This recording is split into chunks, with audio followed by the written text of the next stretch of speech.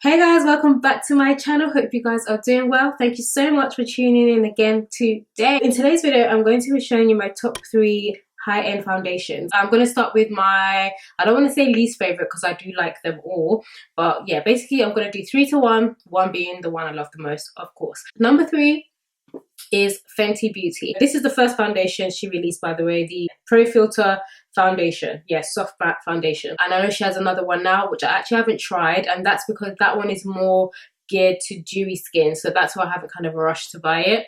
But I know this one is a soft matte, which is mainly for, you know, normal to combination like oily skin. I'm the shade 440, I believe. Yeah, 440. I absolutely loved it. It blended so well with the brush, amazing with the beauty blender. I really like this foundation a lot, and it works perfectly for my skin type. Now, I'm not super oily, but I'm just somewhere kind of in the middle. I do get shine, you know, after a couple of hours, but not too bad. There's nothing really bad I can say about this foundation. The only thing I would say is that, because of course I've tried other foundations after this, so yeah, you know how these things, well, not for everybody, but I think a lot of beauty bloggers can probably relate to the fact that we buy stuff like a foundation and then use it a few times because, you know, it's new, whatever, you love it.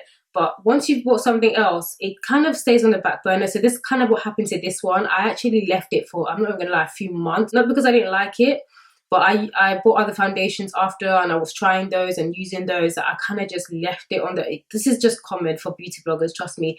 Foundations, palettes, whatever. There's so many that in my makeup drawers and whatever that I just don't use anymore. When I went back to it a few weeks ago and I thought, oh, let me just try it, I feel like I would go for 450. Personally, for me, I prefer when foundations are a little bit, not dark, but they have to be, it has to be on point up to my skin tone, or I don't mind if it's slightly darker.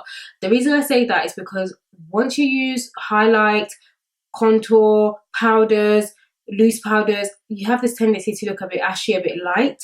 So I prefer to kind of, I don't mind if my foundation is slightly dark, or it has to be super on point. And then once you do all the rest of it, it kind of brings everything, and it basically balances it out.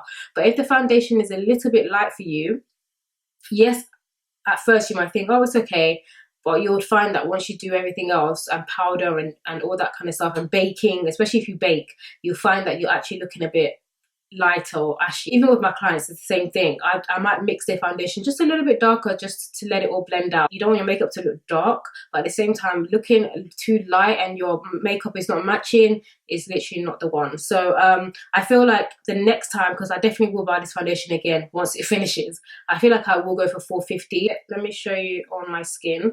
So this is it on my skin. I don't know, it just looks a little bit light to me. I just not madly, but for me, I think I would go a bit darker. That's the thing with shade matching in the shop. Sometimes can be very annoying because the lighting is not true to like natural light, or even like if I have proper lights on me like I have now, I can see now, I can actually see my face properly, I can see my foundation, I can see the color. But in the store, sometimes because of the mood lighting and all that, you can't really see. So it's not until you get home that you're like, And at first I thought it was okay, but now going back, I think I would do 450. But to be honest, apart from that, I love the foundation. I'm just gonna wipe this off my hand before I stain my top. Number 2 is the Huda Beauty. I believe it's called Faux Filt'r. Oh yeah, this one is called Pro Filt'r. This one is Faux Filt'r. It's all about the filter, guys. Like, listen, you know, I was just thinking, I think I was talking to my sister about this. This filter life is serious. Like, we cannot deal without filter. Like, look at even the foundations. They're naming it filter because they know everybody wants a filter. We don't want to be ourselves. We don't want to show our true selves. Like, honestly, God help us. I remember when this foundation came out, it was literally the rave. I was just hearing so many good things. And I was like, yeah, I gotta go buy it. I got my coins, and I believe it's £32 if I'm not mistaken. Yeah, 32, because I just bought it again. I love this foundation, honestly. Like, seriously, this foundation for me matches me perfectly. The color is perfect. It's not too red, it's not too orange. This is the problem I had with some foundations in the past, where it's too red or it's too orange, where you're now after a few hours or you're looking like an Oompa Loompa. But this one, honestly, is perfect. I've got it on now. This is the one I'm wearing today. I can compare actually with the Fenty foundation, so I can actually show you what I mean. So if you see here, that one is Huda. Can you see how that matches my skin tone? Like, look at the back of my hand, it's brown. That's what I like about this foundation, the fact that it's actually brown. Like, it's brown. So I have to explain it. And then this one is running down. The Fenty foundation, the consistency is very it's a little bit watery, so you'll find that it's dripping, which it is now. But can you see that it's more on the orange side, and that is brown. That literally matches, it's blending into my my skin very well. And look at that, you can actually see that is a difference. So that's what I'm talking about. It's amazing for my skin. It's more of a matte finish, it's more of a dry finish. So if you've got dry skin, it might be a bit too dry for you. I wouldn't recommend it. The coverage is amazing. So if you're looking for full coverage as well, this is full coverage. This has got amazing coverage. Medium to full, I would say with this one. This one is full. This one is full coverage, 100%. Number one, right now, the reason why this one is number one, because the thing is, right, so I'll show you the foundation. It's this one. It's the Nars Natural Radiant Glow. This one, and they're close. They're close. I like them, to be honest, just the same. The only reason why I would say this one probably be number one is because I feel like it gives me a more natural finish. Now, this one is, like I said, it's full coverage. Like, honey, this is full coverage. No blemish is showing.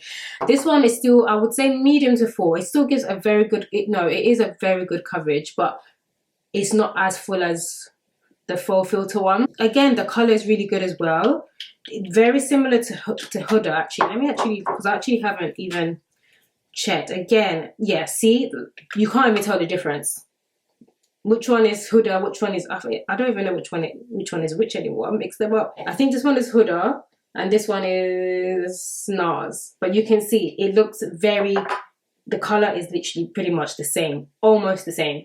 You can't even tell a difference. I like the fact that it's not too dewy and it's also not too drying. It's kind of in the middle. I was now looking for a foundation that I can buy for my clients. I wanted to buy something a bit more high-end and just invest a bit more in my kit. I almost bought Fenty.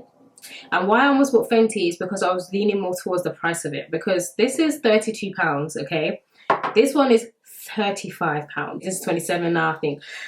So it was more price that was pushing me to go to Fenty for my clients. But to be honest, I had to spend the coin. And I decided to buy a couple more shades of Nars. I've got these here, so I kind of mix and match. What made me go for that one is because I feel like it's good for all skin types. Honestly, it works because it's not too matte or too drying or too dewy. It works for all skin types. It works for, you know, oily skin. It works for dry skin, normal skin. It just gives you a more natural finish. Whereas the Faux Filt'r foundation gives you that, you know, when you know you want to slay, when you want to slay hard, when you want to go for it, then of course, yeah, you got to go for this one because that's going to give you that, you know, that coverage that you're looking for. So those are my top 3 foundations, high-end foundations. I will come with my top affordable foundations. Don't worry, that will be in another video. I really hope that you found this video informative in case you're looking for a new foundation to buy. Of course, there are plenty of foundations out there. Look, even me, I can't keep up. There's this foundation, that foundation, I don't even know. My money is just going on makeup every day. I've actually done reviews on all 3 of them, so I will link them all in the description bar below. If you want a more in-depth review, definitely click on those videos. So that is it for this video, guys. Thank you so much for watching. Make sure you like this video, give it a big thumbs up. Also, if you haven't joined the Christiana's Closet family, what are you waiting for? What are you waiting for, guys? Hit that